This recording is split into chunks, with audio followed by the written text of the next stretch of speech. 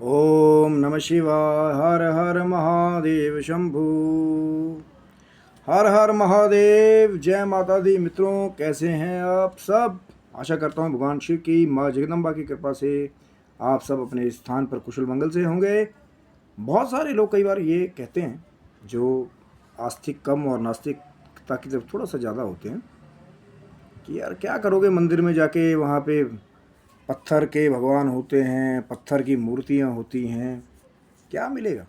निर्जीव, कभी तो ये पत्थर बोलते ही नहीं, और आप लगे हुए हो पत्थरों के पीछे कि पत्थरों की सेवा करनी। ये उनका मत है जो कहीं ना कहीं वो जो भक्ति की शक्ति है ना, उसका जिन्होंने साक्षात्कार नहीं किया, कहीं ना कहीं उनका मत हमेशा से ही रहता है। और इसी चीज़ के लिए वो दूसरों को भी बहुत बार प्रोत्साहित करते हुए मिलते हैं। अरे कुछ नहीं मिलेगा तुझे यार, ऐश कर, खा पी, क्या करेगा जाके, मंदिर जाएगा पत्थरों के पीछे, साफ सफाई ये वो, बोलते तो वो है नहीं।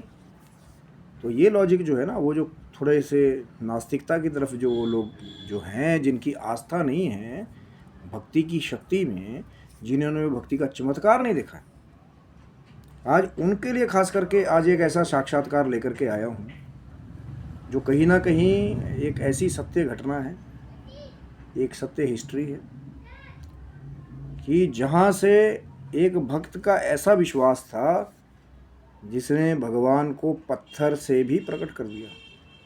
जी हाँ, बिल्कुल। और कहीं ना कहीं ये सतयुग त्रेता द्वापर की बात नहीं है, ये कलयुग का अकाउंट है।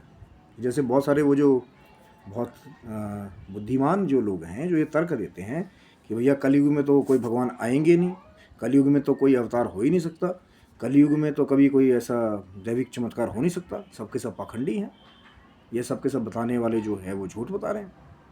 उनके लिए आज ज़रूर बता रहा हूँ कि जा करके अगर जब कथा जो आज सत्य कथा कहीं ना कहीं उस भक्त की, उस महान विभूति के बारे में जिन्होंने पत्थर से भी ठाकुर जी को प्रकट कर दिया था। और कथा को पूरा सुनिएगा अंत तक, तभी आप जो है पूरा वो कहीं ना कहीं वो जो कथा में वो जो पूरा रस छिपा हुआ है भक्ति के चमत्कार का, उसको साक्षात्कार में आप लोग तभी बदल पाएंगे। अब वही आधी अधूरी जो है वीडियो देख करके, आधी अधूरी बात करके, उसका कोई लाभ नहीं है। पहले पूरी वीडियो को देखिएगा, पूरी कथा सुनिएगा, फिर कोई ना कोई वो जो दूसरे हैं कहीं ना कहीं जो कहते हैं कि भाई पत्थरों की पूजा क्यों करते हो, क्यों करते हो, तब निष्कर्ष निकालें। कहते हैं कि एक जाट परिवार से एक किसान हुआ करते थे जिनका नाम था धन्ना। तो धन्ना जाट जो हैं वो अपनी किसानी में कहीं ना कहीं रत रहने वाले, मेहनत करने वाले, सारा दिन खेतों में। और कहीं ना कहीं एक बार धन्ना कहते हैं कि अपने खेतों से वापस आ रहा था, तो उन्होंने क्या देखा कि उनके ही गांव में एक पंडित जी थे। अब देखो भाई, ये कथा कहने का जो मैं कथा बता रहा हूँ, इसका मतलब ये नहीं कि सभी एक बराबर होती हैं, कहीं कहीं अच्छे लोग भी होते हैं, कहीं बुरे भी होते हैं। हर एक कास्ट में, हर एक जो है वर्ग में, हर एक वर्ण में अच्छे लोग भी हैं और बुरे लोग भी हैं, कहीं ना कहीं सब भरे हुए हैं। तो सबको एक नहीं जानना कि भैया अगर एक गलत मिल जाए तो सभी गलत हैं, या एक अच्छा मिल जाए तो सभी अच्छे हैं। तो जो धन्य जाट के जो गांव में जो है वो पंडित जी रहा करते थे। तो जैसे ही धन्य ने जो है अपने खेत का काम ख़त्म किया, वो वापस आ रहे थे अपने घर की तरफ। अब अलग अलग कथाएं मिलती हैं, तो कहीं ना कहीं वो देखते हैं कि पंडित जी जो हैं जोर जोर से घंटी बजा रहे हैं। तो धन्य ने देखा कि महाराज ये क्या कर रहे हैं पंडित जी, जरा उसकी इच्छा हुई देखने की। तो जब वो गए तो देखा कि सामने शालीग्राम स्वरूप ठाकुर जी का, और पंडित जी घंटी बजा रहे हैं और खाना रखा हुआ। तो फिर देखा तो धन्य जाट को बड़ा एक असमंजस हुआ कि ये क्या चीज़ है, कि ये जो क्या भक्ति का प्रारूप है। तो पूछा उन्होंने जिज्ञासावश ब्राह्मण देवता से कि महाराज आप ये क्या कर रहे हैं। तो पंडित जी ने उत्तर दिया कि भैया मैं ठाकुर जी को भोग लगा रहा हूँ, ये शालीग्राम जी ठाकुर जी का स्वरूप है, और ठाकुरों को मैं भोग लगा रहा हूँ। उसके बाद ठाकुर जी खाएंगे तब फिर मैं भोजन करूँगा, और मैं जो है ये ठाकुर जी की सेवा भक्ति करने से सब कुछ प्राप्त हो जाता है।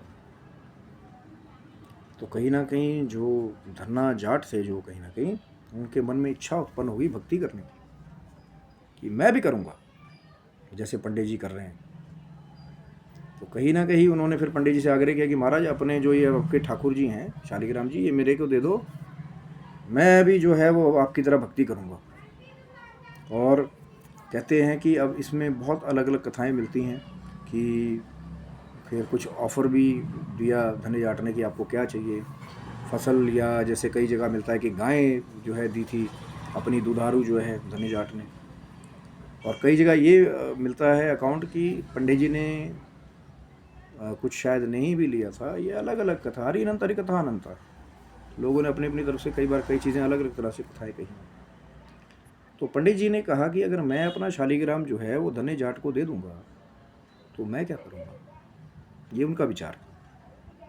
तो उन्होंने क्या किया कि अपना थोड़ा सा जो चातुर्य था उसका प्रदर्शन करते हुए एक सिलबट्टा लिया। तभी मैंने बोला ना कि भैया सभी अच्छे नहीं होते और सभी बुरे नहीं होते। इस कहानी का ये अलग मतलब मत निकाल लीजिए कि सभी जो है वो अध्यात्म से जुड़े पूजा पाठ करने वाले सबके सब ऐसे ही होते हैं, या सबके सब बुरे ही होते हैं, या सबके सब अच्छे होते हैं। तो अलग अलग, मैंने कहा ना, पांचों बराबर नहीं है।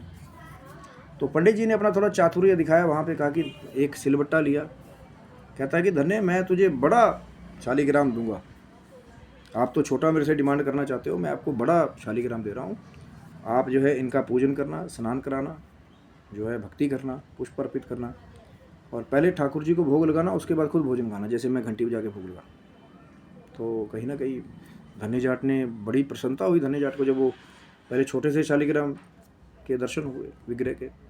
अब जो है पंडित जी बड़ा सिलबट्टा लेकर के आए, सिलबट्टा वो जिससे मसाला पीसते हैं, और धन्य जाट को दे दिया, क्योंकि कहीं ना कहीं बेचारा भोला भाला किसान, और जो है शालिग्राम को लेकर के भी बड़ा खुश हुआ और घर लेके गया।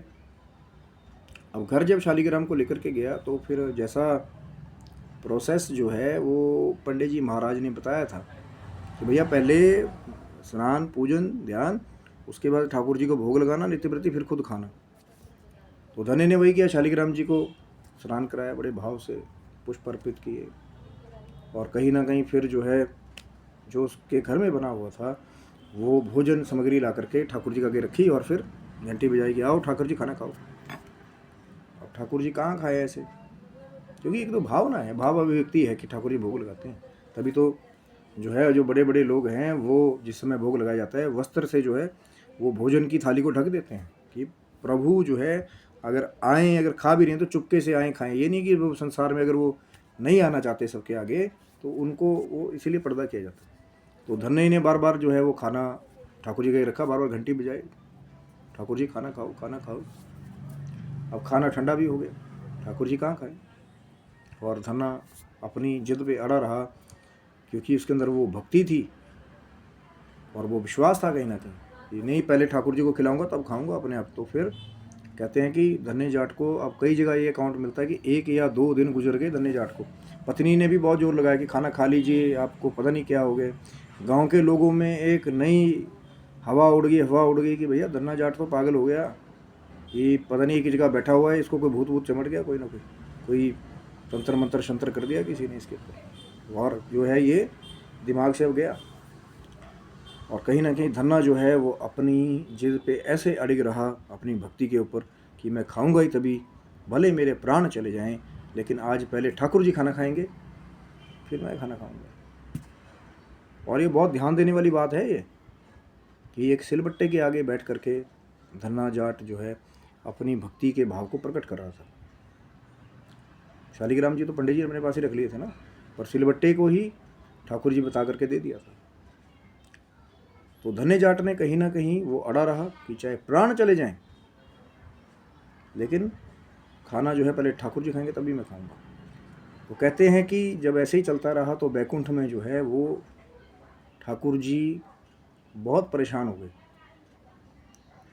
कि अब मैं क्या करूं।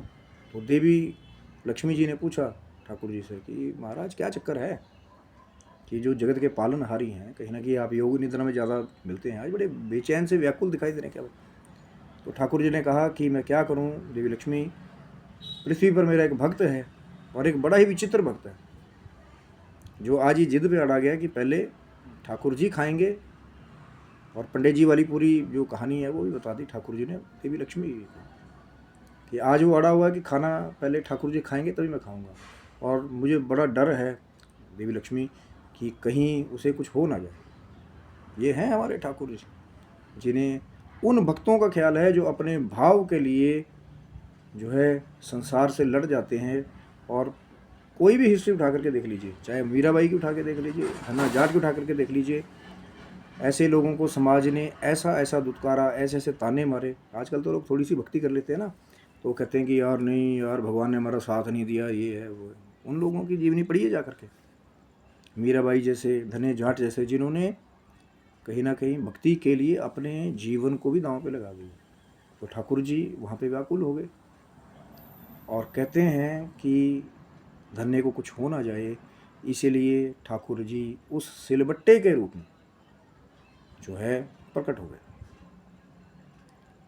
सिलबट्टे से ही प्रकट हो गए। सिलबट्टा जो है वो ठाकुर जी के जीवंत रूप में बदल गया, और उनको देख करके जो है वो धन्य जाट जी बड़े खुश हुए कि यार ठाकुर जी, अभी तो आपका स्वरूप पत्थर का था, अभी जीवंत स्वरूप।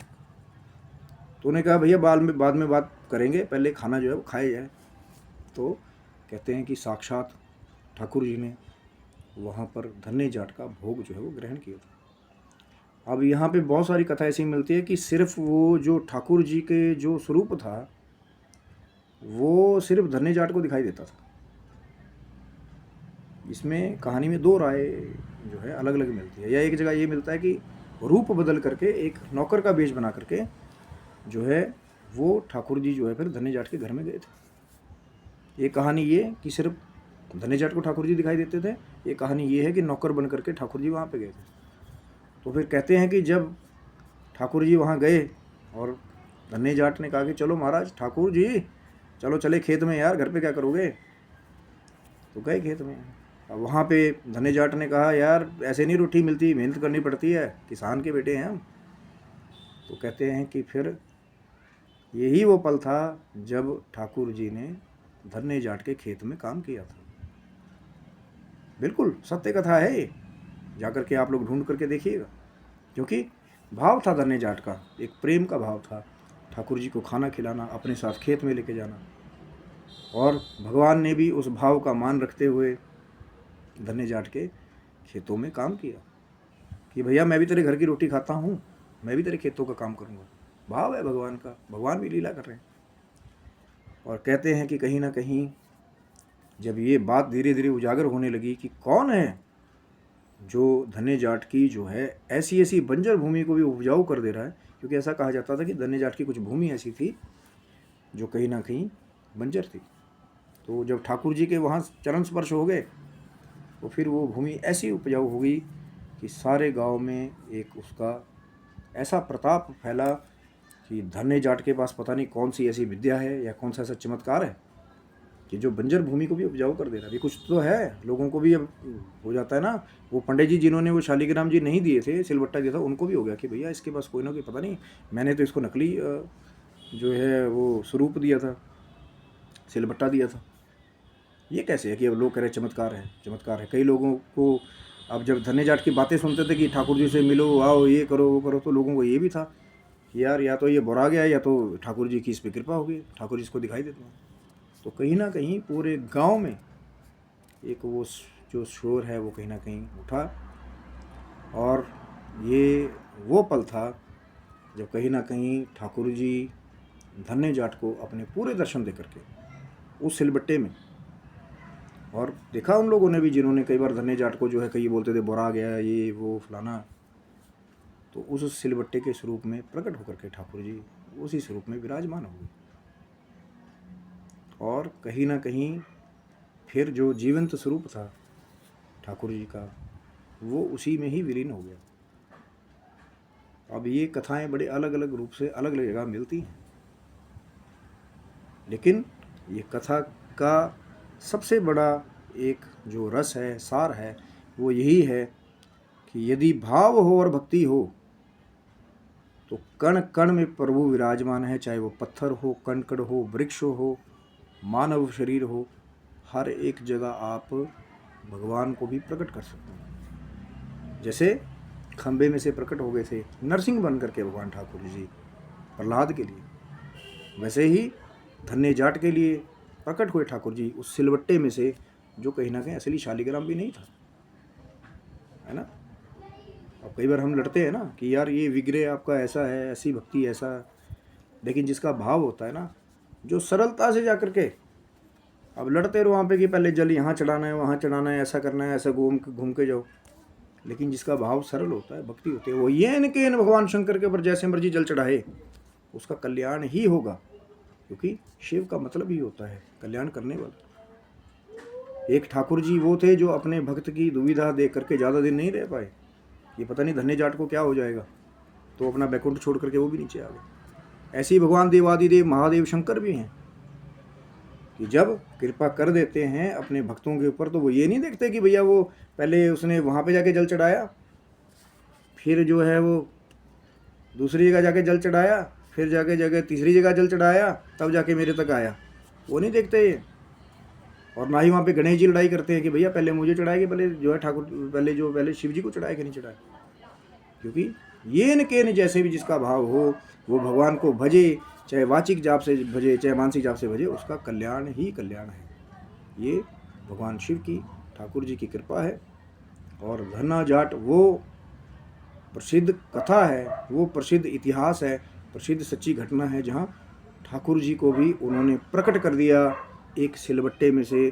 और ये कथा उन लोगों के लिए भी है जो दूसरों को मंदिर जाने से कई बार रोकते हैं ना, कि भैया वहाँ जाके क्या करोगे, पत्थरों का पूजन तो करोगे, पत्थर थोड़ी कभी बोलते हैं। जा करके पढ़िएगा वो इतिहास धन्य जाट के उस शालिग्राम के प्राकट्य का, कि कैसे ठाकुर जी ने अपने आप को वहाँ प्रकट किया। और प्रकट ही नहीं किया, धन्य जाट के खेतों में काम भी किया, और जो बंजर भूमि थी उसको भी ऐसा उपजाऊ बना दिया। और यही वो भक्ति का रस है कि शुरू में कई बार शायद कांटे ज़रूर मिलते हैं, आप भक्ति करेंगे तो लोग आपको ताने मारेंगे, अरे पागल है यार, क्या कर रहा है ये।